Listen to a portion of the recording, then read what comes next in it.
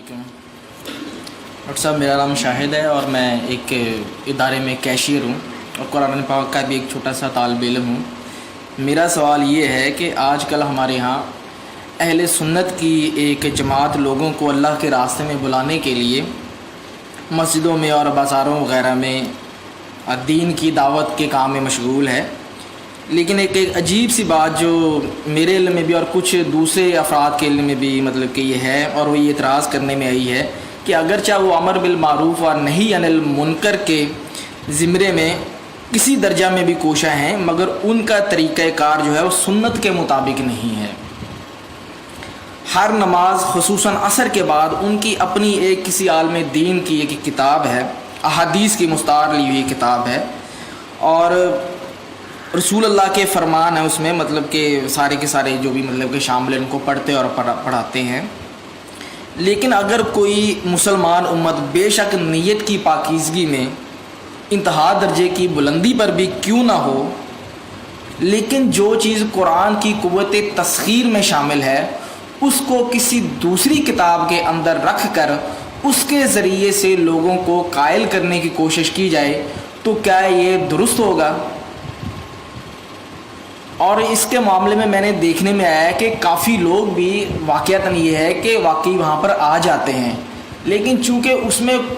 بنیادی فنڈامنٹلز جو ہیں ان کو ڈسکس نہیں کیا جاتا، سود وغیرہ کو ڈسکس نہیں کیا جاتا ہے، دین کی اقامت کے سلسلے میں اس کو ڈسکس نہیں کیا جاتا ہے، صرف یہ کہا جاتا ہے جی کہ آپ مطلب کہ نماز پڑھ لو، روزہ رکھ لو، زکوٰۃ دے دو جی، یعنی کہ سب اپنا کہہ لیں کہ وہ ایک نعرہ کہتے ہیں کہ کافروں کو مطلب کہ مسلمان کر لو تو نہ رہے گا کفر، تو مطلب کہ سبھی ٹھیک ہو جائیں خود بخود۔ تو اس کے ذریعے سے کیا یہ جو چیز ہے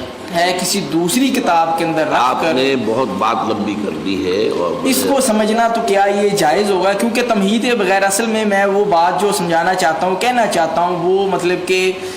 پوری نہیں ہو پائے گی جو کہ دیکھنے میں مطلب کہ آ رہی۔ بس میرا یہی سوال ہے کہ کسی کتاب کے ذریعے سے جو کہ قرآن پاک میں خوبی ہیں وہ سمجھنا وہ جائز ہے کہ نہیں؟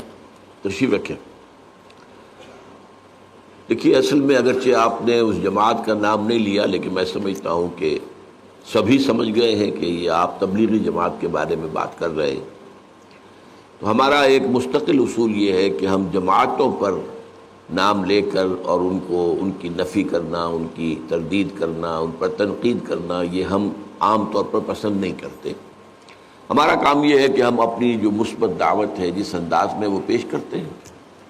البتہ آپ نے جو باتیں کہی ہیں اس میں کچھ تھوڑے مغالطے ہیں۔ فی نفس ہی حدیث کا مطالعہ یہ بھی کوئی بری بات تو نہیں ہے،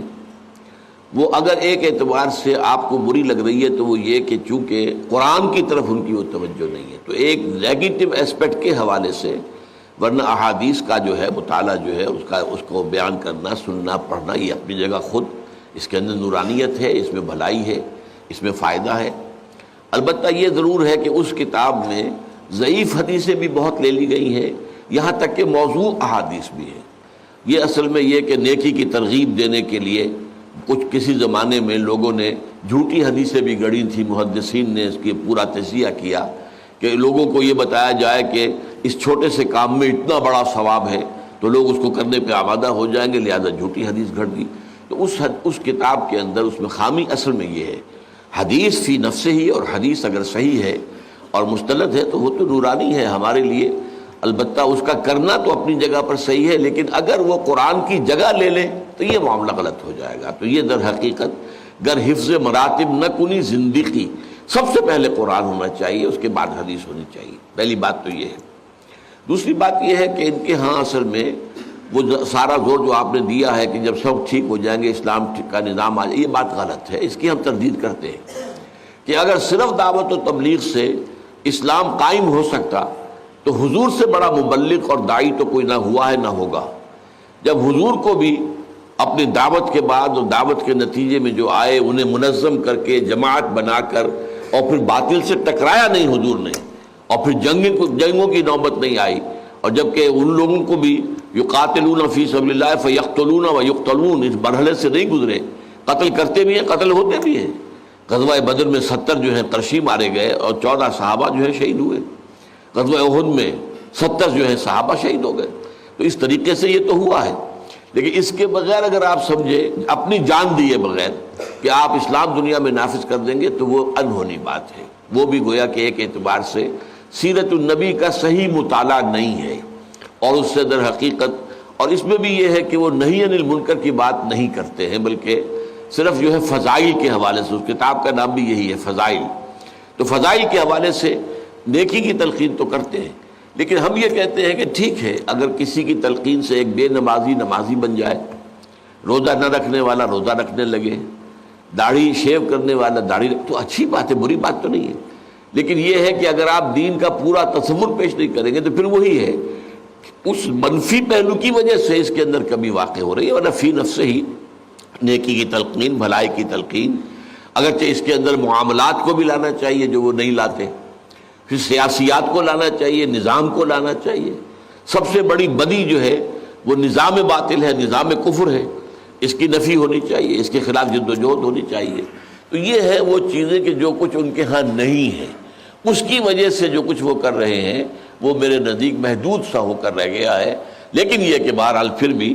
کسی نہ کسی درجے میں فائدے سے خالی نہیں ہے. اب جو لوگ فرض کیجئے